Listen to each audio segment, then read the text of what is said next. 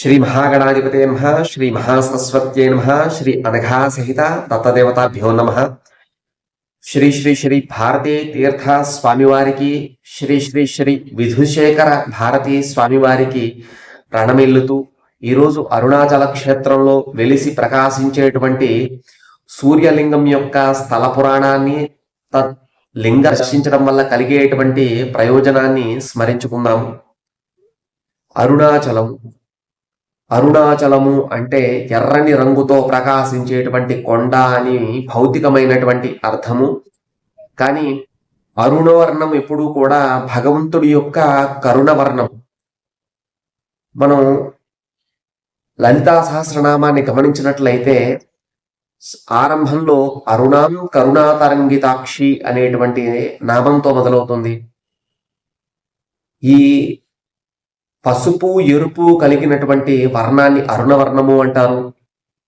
ఇక్కడ పరమేశ్వరుడు జీవుని యొక్క రుణాలని తొలగించేటువంటి స్వామి. జీవుడి యొక్క రుణాలు అంటే జీవుని యొక్క జన్మ పరంపరను తగ్గించేటువంటి స్వామి.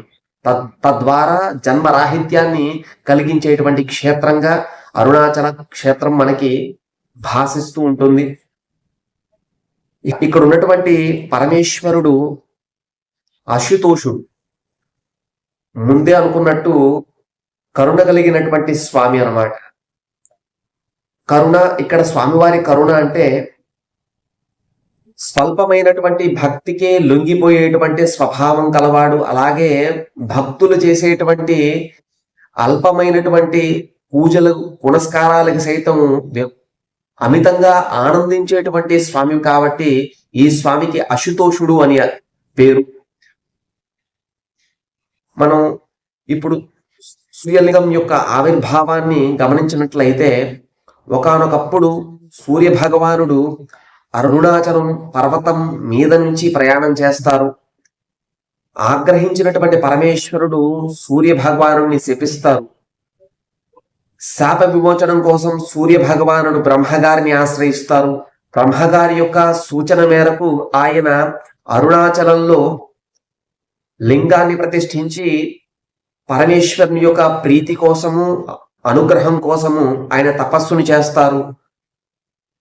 సూర్య భగవానుడి యొక్క తపస్సుకు సంతోషించినటువంటి పరమేశ్వరుడు ప్రత్యక్షమయ్యి సూర్య భగవానుడికి శాప విమోచనాన్ని కలిగిస్తారు. ఆ క్రమంలో ఏర్పడినటువంటి లింగమే ఈ సూర్యలింగము. అనగా సూర్య భగవానుడు పరమేశ్వరుని ప్రీతిగా ప్రతిష్ఠించినటువంటి లింగమే సూర్యలింగం.